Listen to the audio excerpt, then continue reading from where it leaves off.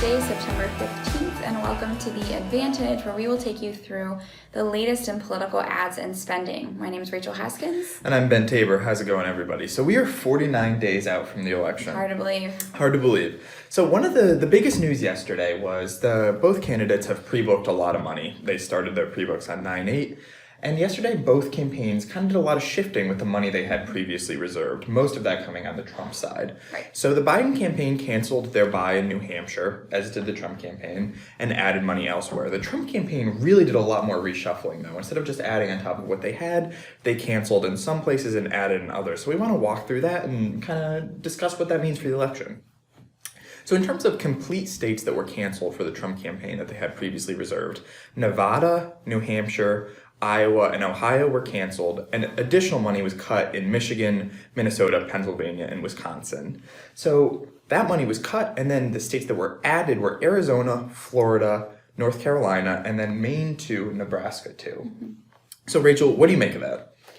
It looks like right now the campaign is shifting money from the upper Midwest and pushing some into the South. Maine and Nebraska are sort of outliers, particularly because those are really only one electoral vote. But, the president has a really strong base in Florida, and Florida, in a lot of ways, is a place that he really needs to win. So I think they're trying to put as much money into Florida right now as they can. I think it's interesting that you see a pullout of states that were so closely won by the Trump campaign in 2016, actually to the surprise of a lot of Democrats, as they're really old Democratic strongholds. The blue wall, so to speak. Exactly, so to speak.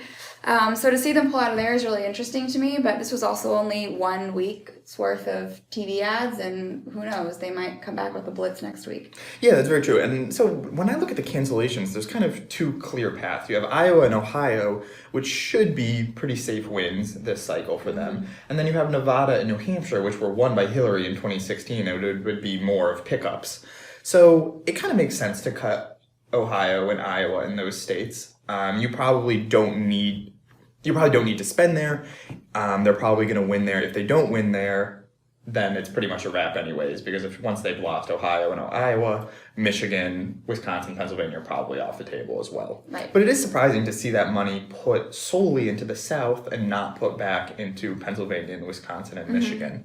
So if we look at, for this week, 9/15 to 9/21, what the breakout of spending by state looks like between the two campaigns, it's pretty remarkable. The Biden campaign has a pretty large edge in the Midwest. So we've got this up on screen behind us. What we're looking at here is Florida is by far the biggest state. Both campaigns are putting their most money in Florida, which probably makes sense. It's the biggest state up for grabs. From there, though, we see a pretty major disparity. So if we look at North Carolina, Trump and his allies are outspending the Biden campaign by about $1.5 million this week, which is pretty remarkable. But then you flip over to Pennsylvania, and the Biden campaign is doubling up the Trump campaign in Pennsylvania this week, 5 million to 2.2 million. You see similar numbers in Michigan and similar numbers in Wisconsin. So those feel like must-win states to me for the Trump campaign. They do. And one thing I think is notable, and perhaps might be part of the Trump campaign's calculation, even though at the aggregate, Democrats are spending more than Republicans, Trump has a lot of outside help from groups that are still on air in those crucial states.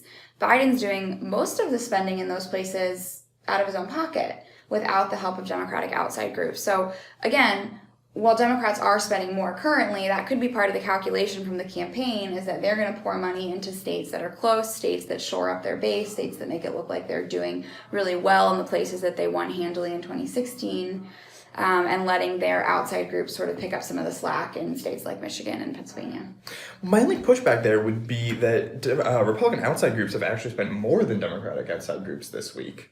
Not a huge disparity, but there is kind of a notable edge in outside money on the Republican side, at least this week. Though overall, there's not that much outside money kind of in the presidential universe right now. Just looking at TV money for this week, $6.6 million on the Republican side, $4.9 million on the Democratic side. That doesn't feel like that much. I mean, you've got Bloomberg talking about how he's going to spend $100 million in Florida alone in the next 49 days. So he has not done that yet. He's announced that that's something he's going to do. He put that out this weekend. If you're going to spend $100 million in one state in 48 days now, you gotta get on that. So that's something to watch for there. But overall, there's not that much outside money. if we look at this graphic here, we can see the Democratic money, outside money, is reserved to really kind of come in late, starting in the middle of October. And, they can obviously add money at any time, but that's kind of how the landscape looks right now. Right. So let's talk a little bit about radio. That's not really something we normally talk about, but it is a really important way of reaching voters. Right. Even in 2020, we spent a lot of time talking about TV, we spent a lot of time talking about digital, which is very trendy, but radio is a tried and true tested method of reaching voters, and it allows for a lot of targeting, both by demographic and by segment and by geography. Absolutely, and it's not talked about as much, I think in part because it's just not as visible. We spend a lot of time talking about TV and digital. The news spends a lot of time talking about TV and digital, but radio just doesn't really get its due, and it should, because it can tell you a lot about the state of the race. Particularly, recently we've discovered how much there is really in that data to have fun with, to look at, to analyze, because we have partnered with radio groups around the country, and they've provided us with a really streamlined source of radio competitive spending, and it goes down into as much detail as the format level. So we're tracking how much candidates are spending on country music or on Black radio, and when you get down to those really nitty-gritty targeted audiences, you can find out a lot about what campaigns are pushing and who they're talking to. Yeah, absolutely. So for this segment, we're going to talk about Black radio in the month of September in the presidential race. So overall, Democrats, Joe Biden, and outside groups have spent about $1.3 million on Black radio formats throughout the country, compared to only about $250K from Trump and Republican outside groups. That's a pretty major disparity for a key demographic. It's really important for Democrats to get out and vote on their side if they have any chance of winning the election. So that's a major disparity up front, but you can see if you kind of delve deeper into where the groups are spending, you can really see that it's really important where they're turning out voters. We're looking at the Biden campaign spending on Black radio in Florida, in Michigan, in Pennsylvania, in North Carolina, and these are all really, really key states where, there's a lot of talk about flipping swing voters and things like that, but turning out your base and getting people who generally agree with you but maybe don't vote to get out and vote is really key. And this is a really important segment of this, especially for the Democratic Party. Right. I mean, that's the most important place to start, first of all, is getting the people that will vote for you out to vote. Right. And it's also, I think, speaks a little bit to campaign strategy in the sense that we talk about hyper-targeting on digital platforms.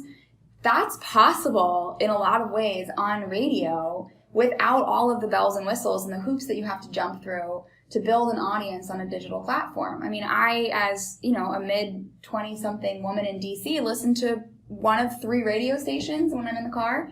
And if they want to target me, they know where to do it. So we're seeing that play out across the country in these various radio formats. These campaigns are really savvy and they know what their voters are listening to. And it's honestly a quicker and in some ways cheaper way to get in front of your audience than a broadcast spending blitz or,